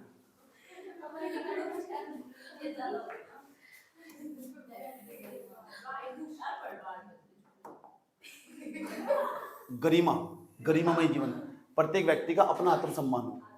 यार ये क्या बात, सुन लो यार, ये क्या बदतमीजी। तुम रास्ते में चल रहे, 2 व्यक्ति रास्ते में चले आ रहे, 2 व्यक्ति, एक व्यक्ति तो ऐसा आया जो सूट बूट पहन के चला, चश्मा लगा के चला रहा, हाथ में उसके फाइल ऐसे करके चला जा रहा, और ये दोनों तीनों चारों लड़की जा रही, अंकल जी नमस्ते। पीछे एक व्यक्ति झाड़ू लेकर चला रहा, उस तभी वृद्ध व्यक्ति ऐसे झुक कर चल रहा, नमस्ते उसको कर दी, उस व्यक्ति को नहीं करी, चल भाग यहां से। इसे कुछ इस प्रकार समझो, जैसे हम शादी में चले जाते हैं ना, शादी में चले जाते हैं तो वहां क्या, एक बार भी शादी में चला गया, यही की बात है, गंगा फार्म हाउस की, गंगा फार्म हाउस का पता नहीं कौन था दूसरा, तो उसमें हाँ वो भी था, कोई जो भी था, तो वहां क्या कर रहे सारे के सारे लड़के फोटो खींच रहे थे। फोटो खींचते खींचते मुझे एक बात समझ में आई यार, जो व्यक्ति, एक वृद्ध व्यक्ति झाड़ू लगा रहा है, एक पैर तो अपाहिज होने के बाद झाड़ू लगा रहा है, वहां से लोग कह रहे चल साइड में फोटो खींचना, मुझे बड़ा बुरा लगा, मुझे बहुत बुरा लगा, बुरा नहीं लगा, बहुत बुरा लगा। हेलो,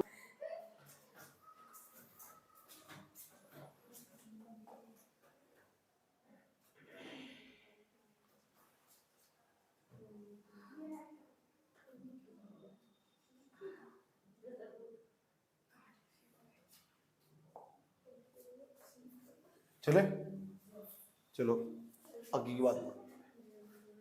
अब हम बात करते हैं व्यक्ति गरिमा। प्रत्येक व्यक्ति का अपना आत्मसम्मान होता है, इसे ही व्यक्ति गरिमा कहते हैं। व्यक्ति की जो डिग्निटी बोलते हैं, ठीक, डिग्निटी, डिग्निटी पर तुम्हारे सवाल नहीं खड़े, गरिमा होनी चाहिए, एक प्रकार के व्यक्ति का सम्मान होना चाहिए, आत्मसम्मान। उस व्यक्ति का भी इतना ही सम्मान था और होना भी चाहिए बिल्कुल, कि जो वहाँ पत्तल उठा रहा था। यही हमारा भारत का संविधान है, इतना ताकतवर चीज़ है। समझिए, प्रत्येक व्यक्ति को अपने हिसाब से जिंदगी आज़ादी देता, चाहे वो वेटर हो, चाहे वो झाड़ू मारने वाला हो, चाहे पोछा मारने वाला हो, हर व्यक्ति का इतना ही रिस्पेक्ट और रिस्पेक्ट होना भी चाहिए। समझ में आई बात है? अगर तुम्हें लग रहा है ना तो उसकी गरिमा खतरे में पहुंच चुकी।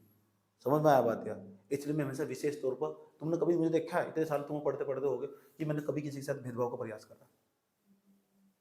मेरी बातों में हंसी मजाक में भी समानता जलती दिखाई देगी तुम्हें। कारण क्या है? पढ़ा लिखा होना व्यक्ति का। इसीलिए कभी भी तुम अगर किसी भी रिलेशनशिप में जाओ तो इस बात का हमेशा विशेष तौर पर ध्यान रखो, व्यक्ति समझदार है नहीं है, उसे कलर से तो मतलब मत रखो बिल्कुल। समझ बात है? कलर तो सेकंड नंबर बजा, रूप तो समय के साथ चेंज हो जा, विचार थॉट्स नहीं होते बिल्कुल भी। इसलिए व्यक्ति का पढ़ा लिखा होना बहुत जरूरी हो। सही बात है, व्यक्ति का चुनाव करते वक्त इन बातों का विशेष तौर पर ध्यान रखना चाहिए। सुंदरता परमानेंट नहीं होती बिल्कुल भी। सही बात है, चाहे तुम अपने लिए कर रहे हो, चाहे दूसरे के लिए कर रहे हो, दूसरों को एडवाइस दे रहे हो, विशेष तौर पर ध्यान रखना पड़ा। समझ में आई बात है? व्यक्ति का चुनाव इस प्रकार होना चाहिए कि उसका आधार योग्यता होनी चाहिए, और योग्यता भी अच्छे लेवल की योग्यता। सही बात है, यूं नहीं है चलो इंग्लिश मीडियम का लड़का, चलो हाँ अच्छे से ठाट बाट, इंग्लिश मीडियम की लड़की, चलो अच्छे से ठाट बाट। ऐसे ऐसे गधे पैदा हो ना, हिंदी मीडियम हो चाहे इंग्लिश मीडियम हो, ऐसे ऐसे गधे पैदा हो जिन्हें बोलने तक की तमीज नहीं होती। मजाक नहीं कर रहा हूँ, रिलेटिव बात बता रहा हूँ तुम्हें। बात करने तक का मैनर्स नहीं होता। मैंने इंग्लिश मीडियम के ऐसे लड़के लड़की भी देखी हुई जिन्हें बात करने तक की तमीज नहीं है, जो अपनी बातों के अंदर गालियों का इस्तेमाल करती है। समझ नहीं बात है? और हिंदी मीडियम के छात्र उससे बहुत ज्यादा अच्छे हो।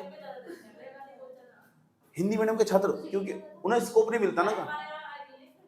हिंदी मीडियम वाले इतनी गाली क्यों देते हैं? उनकी बात में जाकर सुधर जा, क्योंकि वो पहले बहुत दे चुके हो। इंग्लिश मीडियम वाले कितनी गालियां क्यों दे? वो उन्हें स्टार्टिंग में उनके अंदर मूल्य रोपित करे जा, उनके अंदर बीज बोझा, वैल्यू बोझा। ऐसे हो तुम, ऐसे हो, ये स्टेटस तुम्हारा, बाद में जाके इतना रुष्ट हो जाओ, इतना धीरे धीरे खतरनाक हो जाओ, धीरे उसका जब वो पिटारा फूटता ना गालियों का, भरमान लगा दो पूरा का पूरा। फिर समझ आई बात है? तो तुम जैसे भी हो, जहां भी हो, जिस भी स्थिति में हो, अपने आप को पसंद करना सीखो। ताकत दी भारत के संविधान ने तुम्हें, समझ, ये कॉन्स्टिट्यूशन ताकत दे रहा तुम्हें। जो भी है, तुम जैसे भी हो, कभी भी अपने दूसरों के लिए कभी भी इंसान को अपने आप को नहीं बदलना चाहिए। ये बात तय कर लो। सही बात है, अगर तुम दूसरों के लिए अपने आप को बदल लेना तो सबसे बढ़िया कि उस व्यक्ति को कह दो तुम अपना रास्ता बदल दो, ठीक है, मुझसे एडजस्ट। जैसे मेरे जैसा व्यक्ति साफ कहते, मैंने कई रिलेशन में कई बार इस तरह बोला है, I don't like this, please, मुझसे एडजस्ट नहीं होता, डायरेक्ट सीधा, तुम अपना रास्ता बदल दो। पता नहीं कितने रिलेशन में बोल रहा है।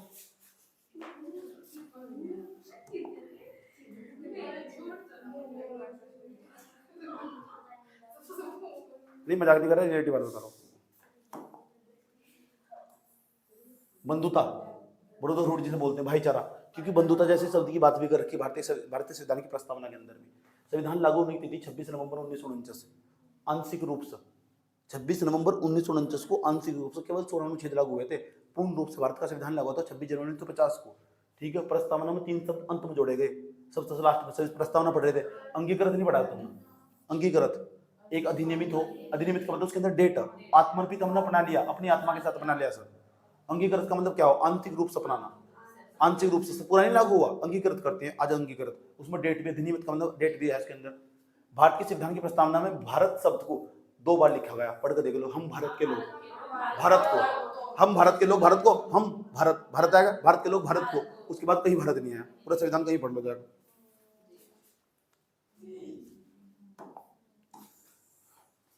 भारतीय संविधान की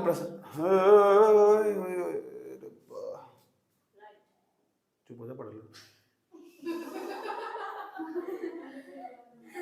विजयेंद्र प्रसाद के संविधान की प्रस्तावना में अनिवार्य सैन्य शिक्षा, कुछ लोग ऐसे थे वहां जब कॉन्स्टिट्यूशनल से असेंबली बैठी हुई थी, संविधान बनाया जा रहा था। अच्छा, संविधान नहीं है, 2 साल 11 महीने 18 दिन में लिखा था, अम्बेडकर ही बैठे थे।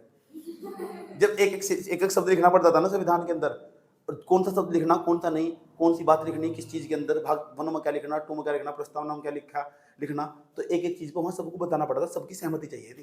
ये तो 2 साल 11 महीने 18 दिन लग गए। ये तो अम्बेडकर कल परसों लिख कर छाप देते सर, 4-5 दिन का खेल था, कॉपी तो करना था पूरा का पूरा, अगर लिखना होता तो पढ़े लिखे तो है ही में। एक शब्द पर बहस हुई थी, डिबेट, बहुत सारे सत्र चले थे, यह बात लिख नहीं लिख। एक व्यक्ति खड़ा हुआ, उसने पता क्या कहा था, वो कहता मैं चाहता हूँ शिक्षा से इतना प्रभावित था, इतना प्रभावित था, मैं कह रहा यार प्रस्तावना में शिक्षा भी लिख दो, सबको फिर शिक्षा मिलेगी, फ्री में शिक्षा मिलेगी। क्या लिखा देखो ब्रिजेश्वर प्रसाद ने संविधान की प्रस्तावना, अनिवार्य सैन्य शिक्षा, अनिवार्य सैन्य शिक्षा यानी सेना की शिक्षा दी जानी चाहिए, निःशुल्क चिकित्सा दी जानी चाहिए। बात तो अच्छी बोल रखी थी इसने, ठीक है। अनिवार्य प्राथमिक शिक्षा, अनिवार्य प्राथमिक शिक्षा, सबको प्राथमिक शिक्षा होनी चाहिए। पंथ निरपेक्षता जैसे सब जोड़ने की बात कही थी शुरू में, जब देख लो जब संविधान सभा की बात चल रही थी, पंथ निरपेक्षता भले ही हमने बाद में जोड़ा है, नहीं बात है, लेकिन उन्होंने पहले ही बोल दिया था। ब्रिजेश्वर प्रसाद नाम का एक व्यक्ति था, उसने पहले ही कहा था अनिवार्य सैन्य शिक्षा, यानी सबको यार अनिवार्य होनी चाहिए शिक्षा, सैन्य शिक्षा, सेना की शिक्षा मिलनी चाहिए, निःशुल्क चिकित्सा, अनिवार्य प्राथमिक शिक्षा, ये सब जोड़ने की बात करी थी उसने। क्या हुआ? प्रोफेसर सिब्बल लाल सक्सेना ने पता क्या कहा था, उनका प्रस्तावना महात्मा गांधी को जोड़ दिया। मुझे लगा महात्मा गांधी का बहुत तगड़ा फैन ना होगा ये व्यक्ति, प्रोफेसर सिब्बल लाल सक्सेना। इन्हें पीएचडी करेगी हिस्ट्री में, और हिस्ट्री में जब पीएचडी करी होगी तो महात्मा गांधी अपना टॉपिक रखा होगा, तो महात्मा गांधी के बारे में इतना रिसर्च कर लिया, प्रभावित होगा। ये गांधी भक्त हो चुके हैं, तो गांधी भक्त हो चुके हैं। अच्छा अम्बेडकर पता क्या कहते थे, मुझे अम्बेडकर का वचन है, मेरा वचन नहीं है, मुझे समझ में नहीं आता कि पश्चिम गांधी में इतनी दिलचस्पी क्यों लेता है, सारा इतिहास उसी पे लिखता है, उसी पे, मतलब ये मेरे वचन नहीं है, अम्बेडकर के वचन है। मैं अम्बेडकर बहुत सुनता रहता हूँ, पुराने लेक्चर भी पढ़े उनके, समझ में नहीं आता, इंग्लिश में बोलते थे, लेकिन वे इस सब देश के इतिहास का रत्ती भर हिस्सा भी नहीं है। ये अम्बेडकर जी के गांधी के प्रति कथन थे, वचन थे। दोनों राजनेता की विचारधाराओं को लेकर हमेशा दोनों अलग थे, अलग दिशा में बढ़ते थे। बात सही भी है यार, नहीं समझे? पश्चिम का मतलब इंग्लैंड वाले अंग्रेज गांधी में इतनी दिलचस्पी क्यों लेते हैं, वगैरह मुझे समझ में नहीं आता। वे देश के इतिहास का रत्ती भर हिस्सा भी नहीं है। इस देश में उन तभी महान महान लोग पड़े थे जिनके बारे में लिखा जाना चाहिए, ये अम्बेडकर जी का कहना था। चलो छोड़ दो, अम्बेडकर और गांधी के बीच का विवाद हम बाद में बात करेंगे, ठीक है। इस पर आ जाओ। प्रोफेसर सिब्बल लाल सक्सेना ने प्रस्तावना में ईश्वर शब्द जोड़ने की बात कही थी। यार एक काम करो, जब तुम जोड़ रहे हो तो मेरा भी नाम जोड़ देते सब, है नहीं? समझे? अब प्रस्तावना पर जो कमेंट आए, प्रस्तावना इतनी अच्छी चीज है, प्रस्तावना तुमने पढ़ी, कितने सारे शब्द सीखने को मिले तुम्हें, अलग अलग लोगों ने प्रस्तावना के ऊपर अलग कमेंट करा। जो कमेंट करा, जब फेमस व्यक्ति किसी व्यक्ति पे कमेंट करा ना, तो उसका कमेंट मान्य हो जा। मान लो तुम कल परसों को नहा धोकर तैयार होकर किसी शादी पार्टी में जा रहे, अब मैंने तुम्हें अच्छे तरीके से, तुम रास्ते में मुझे मिल गए और मैंने कोई कमेंट कर दिया, तो तुम 50 जनों को जाकर बताओगे भाई जी ने आज मुझे इस तरह कहा, तो कहा, लेकिन लिखने को तो नहीं। लेकिन यहाँ के कमेंट किस तरह हुआ करते थे, जैसे संसद तो बाहर निकले, कॉन्स्टिट्यूशन असेंबली तक, बताओ जी डीडी बसु तो पूछा गया। अब कुछ लोग अपनी किताब कमेंट कर देते, मीडिया वाले पूछे थे बताओ आपका किसी प्रस्तावना के बारे में क्या कहना, आप बताओ प्रस्तावना के बारे में इसका क्या कहना। हेलो,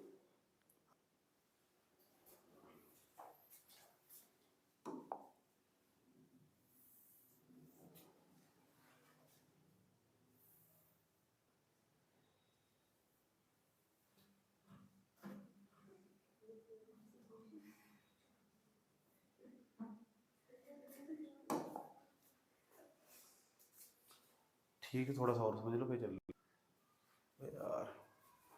बात समझ में क्या कहने की कोशिश करी जा रही है? इससे पहले वाला पेज भी तो रह रहा है, देखो यही है। रोहिणी कुमार चौधरी ने प्रस्तावना में देवी शब्द जोड़ने की बात करी थी, तो मुझे लगता है फिर 15 निरपेक्षता कोई मतलब नहीं आता। सही बात है, तो ठीक करने की बात जोड़ी नहीं प्रस्तावना में, ठीक। उच्चतम न्यायालय के पूर्व न्यायाधीश आरसी लाहौरी ने प्रेम्बल एक किताब लिखी, बड़ी इंपॉर्टेंट बात है। आरसी लाहौरी ने प्रस्तावना पर एक किताब लिख दिया, एक प्रस्तावना बहुत सारी किताब, इतनी बड़ी किताब लिख दी दो जो प्रस्तावना पर, क्या नाम है? Preamble the spirit and backbone of the constitution of India. मैं पढ़ नहीं पाया, देखिए जब भी मेरा मेरे सामने गुजर जाती पुस्तकें, लेकिन पढ़ नहीं पाया, पढ़ूंगा जो टाइम लगेगा इस पुस्तक को, ठीक है। ये सुप्रीम कोर्ट के उच्चतम न्यायालय के पूर्व न्यायाधीश रहे हैं, चीफ जस्टिस रहे हैं, आरसी लाहौरी नाम है इनका। इन्होंने प्रस्तावना का, क्योंकि सारा दिन कॉन्स्टिट्यूशन खोलते रहते थे, तो पढ़ के इतने पक चुके, इतना रिसर्च कर लिया, उस पर पूरी किताब छाप दी, कई पन्नों की, कई सौ पन्नों की किताब छाप दी। तो पढ़नी चाहिए, टाइम लगाएगा। तुम मत पढ़ना बिल्कुल भी, जो लो पढ़ने वाले छात्र हो उन्हें पढ़ने का प्रयास करना चाहिए, जिन्हें रिसर्च करनी है। तुम यही पढ़ लो, बहुत बड़ी बात है। भारतीय संविधान की प्रस्तावना पर कुछ महत्वपूर्ण टिप्पणियां की गई, और जो टिप्पणियां की गई कई बार पेपर में पूछी गई, ना जाने कितनी बार। आ जाओ, छह लोग टिप्पणियां करके चले गए। इनको पूछा है भाई प्रस्तावना कैसी लगी, आज प्रस्तावना जोड़ दी इन्होंने, बाहर निकल पूछा हाँ भाई माई वाले मीडिया वाले, बताओ साहब आपका प्रस्तावना के बारे में क्या कहना है? पहले मुकाबला हो, पहले नंबर बताओ। अन्य से करता, अन्य से बेकर यहाँ का नहीं है, बाहर का। सही बात है, भारत के संविधान के अंदर प्रस्तावना जोड़ी जा रही है, तो उन्होंने क्या कमेंट करा? कह रहा भारत के संविधान की प्रस्तावना ना, प्रस्तावना की चाबी, मैं इसके बारे में जानता नहीं, कौन लेखक होगा, कोई राइटर होगा, प्रस्तावना को संविधान की चाबी कहा। कह रहा है की ऑफ इंडियन कॉन्स्टिट्यूशन, चाबी। प्रस्तावना खोल दिया ना तो पूरा संविधान खोल जाएगा। प्रस्तावना पढ़ ली तो उन्होंने, बताओ इतनी बड़ी बात कह रहा। प्रस्तावना के बारे में कमेंट, क्योंकि प्रस्तावना देखो बहुत बड़ी। ठीक, आगे चलते हैं। कन्हैयालाल मुंशी ने पता क्या कहा, इसका भी ये पेपर में कई बार पूछा गया। कन्हैयालाल मुंशी, ठीक, इन्होंने क्या कहा? इन्होंने कहा भारतीय संविधान की प्रस्तावना को जन्म पत्रिका, जन्म कुंडली, पाओ जन्म पत्री कह रहे हैं भारतीय संविधान की, ठीक है, जन्म पत्री या जन्म कुंडली या आइडेंटिटी कार्ड कहा। आप सोच रहे तुम, यह एक राजनीतिक प्रकार का राशिफल है। नूबी कहा या राजनीतिक प्रकार का राशिफल है। ये जन्म पत्री जन्म कुंडली वाला तो कई बार पूछा कन्हैयालाल मुंशी। कन्हैयालाल मुंशी ने जन्म पत्री जन्म कुंडली कहा, तो पूछा किसने जन्म पत्री जन्म कुंडली कहा? आइडेंटिटी कार्ड किसने कहा? इसने कहा कन्हैयालाल मुंशी ने। N.A. पालिकीवाला ने भारतीय संविधान की प्रस्तावना भारतीय संविधान का पहचान पत्र, ये इंपॉर्टेंट। N.A. पालिकीवाला, कौन था वाला? भारतीय संविधान का पहचान पत्र, आइडेंटिटी कार्ड, वो जन्म कुंडली, सॉरी जन्म पत्र जन्म कुंडली, यो आइडेंटिटी कार्ड, पहचान पत्र, ठीक। ठाकुरदास भार्गव ने कहा, चौथा कमेंट आया, भारतीय संविधान की प्रस्तावना भारतीय संविधान का सबसे महत्वपूर्ण भाग है। इन्होंने प्रस्तावना को भारतीय संविधान की आत्मा कहा। वाओ, इंपॉर्टेंट बात है, भारतीय संविधान की आत्मा कहा। बताओ प्रस्तावना के बारे में कितना बड़ा कमेंट करके चला गया। ये सारे कमेंट पेपर में पूछे हुए। डी बसु, दुर्गादास बसु, इनके पास में, मेरे पास इनकी पुस्तक भी रखी हुई, बहुत बड़े लेखक हुए, उसके संविधान पर किताब लिखी उन्होंने। अच्छे अच्छे लोग इन्हें पढ़ने का प्रयास करते हैं, जो लक्ष्मीकांत को नहीं पढ़ते। इन्होंने भारतीय संविधान की प्रस्तावना को स्वाधीनता संग्राम ये का आदर्श मानना। उन्होंने कहा कि संविधान जो प्रस्तावना ना, पता नहीं क्यों कहा स्वाधीनता संग्राम का मतलब जिन लोगों ने हमारे लिए लड़ाई लड़ी थी, किस चीज़ की लड़ाई लड़ी थी, वो सारी चीज़ें इसमें दिखाई दे रही है। मुझे नहीं पता कहाँ से दिखाई दी यार, मुझे उनका कमेंट अच्छा नहीं लगा बिल्कुल भी, ठीक है, लेकिन सोच अच्छी है। सही बात है, किस स्तर पर जाकर कहा मुझे नहीं पता, I don't know. Doctor B R, इनका कमेंट मान्य रखकर, ड्राफ्ट कमेटी के मेंबर थे, इन्हें जानकारी बहुत ज़्यादा थी, इनका कमेंट मान्य रखकर, एक इनका एक सुप्रीम कोर्ट का।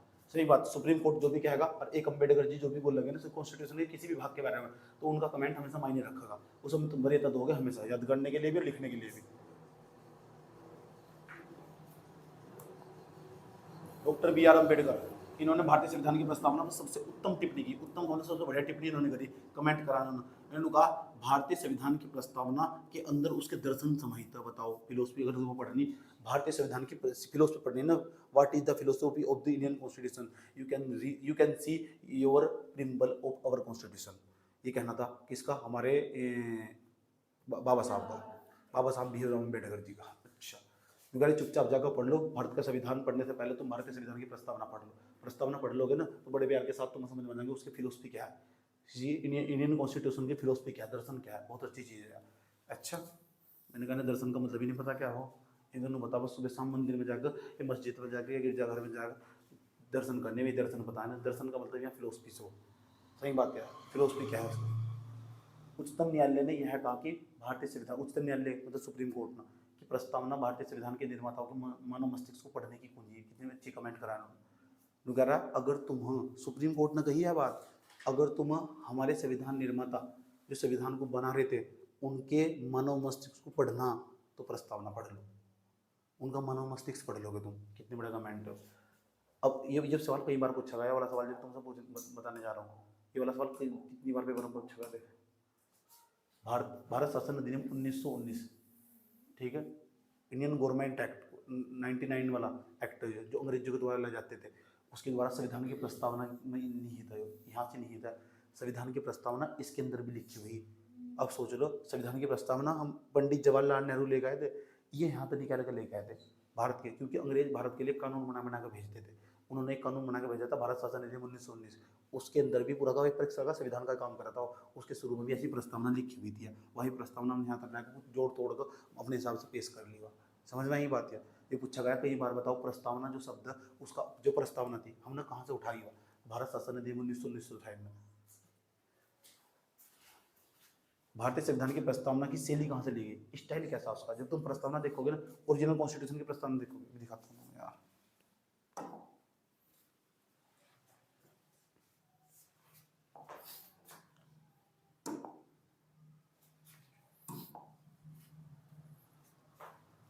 चला गएगा।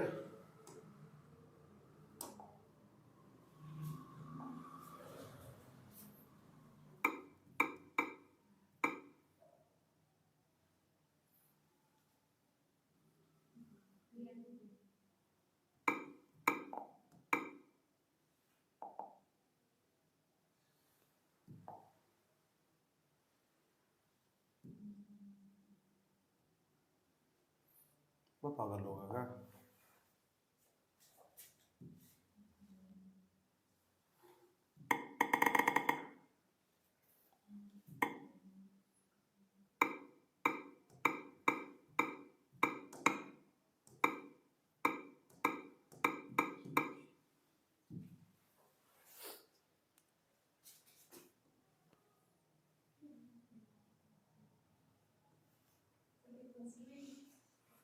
ये दिखाई दे रहा है तुम्हें स्टाइल वाला साइड में, स्टाइल दिखाई दे रहा है, स्टाइल शैली, किस शैली में लिखा गया है ऊपर नीचे दिखाई दे रही है। ये हमने ली ऑस्ट्रेलिया के संविधान से। कहाँ से? भारत के संविधान के अंदर जो शैली रखी है, किस स्टाइल में संविधान लिख रखा है हमने, स्टाइल मतलब शैली, कौन सी शैली है, किस स्टाइल में संविधान लिख रखा है, वो हमें ऑस्ट्रेलिया संविधान की छाप हमारे देश पर दिखाई पड़ती है। ऐसे जोड़ तोड़ का पूरी दुनिया का संविधान पढ़कर देख कर जान पाते, जब जाकर हमने पूरा अपना संविधान तैयार करा। बधाई हो, आप पूरी दुनिया के सबसे बड़े लोकतंत्र में रहते हो, पूरी दुनिया का सबसे बड़ी डेमोक्रेसी हमारे पास है। यहाँ चाह कभी कभी भी एक पार्टी रूल नहीं कर सकती, कभी भी, क्योंकि सब पूरी दुनिया की सबसे बड़ी डेमोक्रेसी में जी रहे हम, सबसे बड़ा लोकतंत्र, सबसे बड़ा संविधान हमारे पास है। समझ में आई बात है? इस चीज़ को कॉन्स्टिट्यूशन, कभी तुम्हें कॉन्स्टिट्यूशन के ऊपर लेक्चर देने का मौका मिलेगा ना, तो तुम इतनी समझ में तुम्हारे पास पैदा कर दूंगा कि सामने वाला तुम सुनता ही रह जाएगा। ठीक है, सोचा क्या ज्ञान है इस व्यक्ति के पास। वही बोलते रहोगे, तुम बोलते रहोगे, बोलते, और लोगों को सुनते हुए अच्छा लगेगा। तुम बोलोगे देखो हमारे संविधान के अंदर हर वर्ग को जगह दी गई, समझ बात है, हर वर्ग को जगह दी गई, एक भी वर्ग अचूक नहीं रह पाए संविधान, सबका ध्यान रखा गया। कुछ ऐसा बता दो जो संविधान में नहीं लिखा गया, उसके भी लिए तुमको प्रावधान बता दूंगा कहाँ कर रखे। समझ में आई बात? क्या ये हटा दूँ? खत्म नहीं हुआ है, कभी सोचो खत्म हो चुका हो। अब मेंस वाला पोर्शन आ चुका, जो प्रीलिम्स में जितने सवाल आएंगे वो वहीं से चले आएंगे। अब मेन वाला पोर्शन आ चुका है, यूपीएससी के मेंस के अंदर और टीसीएस के मेंस के अंदर यहाँ से सवाल बनते हैं। 12 हम कल को डिस्कस करेंगे, जब जाकर ये हमारे पास की प्रस्तावना समाप्त होगी। ठीक है, आज के लिए इतना करते हैं।